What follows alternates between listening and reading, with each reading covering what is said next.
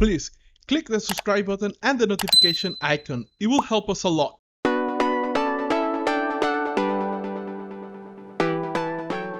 The obvious advantages are the flexibility, right? So you can kind of work when you want to work, do what you want to do, work where you want to work with clothes on, work without clothes on.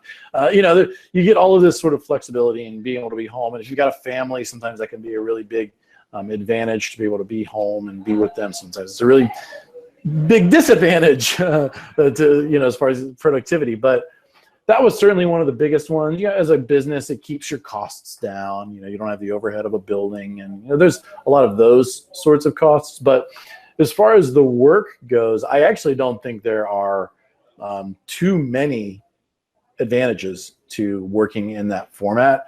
What we learned, especially when we centralized, is we had developed a system where it was very much sort of an assembly line. So the producer gets in the project and the creative director writes the script. They send that over the fence to the designer, and the designer then starts to create storyboards or animation. And it just this very sort of like disjointed process, which just doesn't always make for the best work, and it doesn't therefore then lead to great client experiences and not great experiences for the people who are actually doing the work.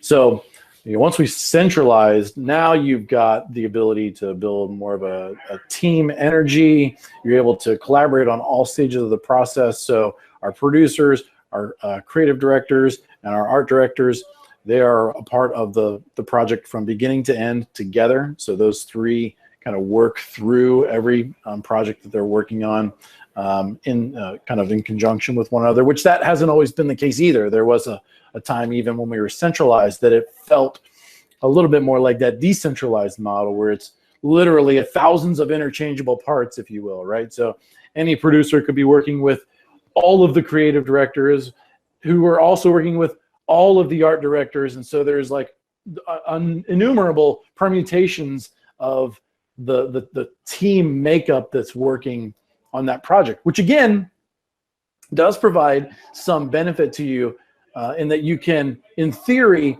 create sort of the ideal team for any project. Ooh, let's get this creative director, they'll be perfect for this one. Let's get this art director, they'll be perfect. This producer, you sort of make the perfect one for the perfect match for the project.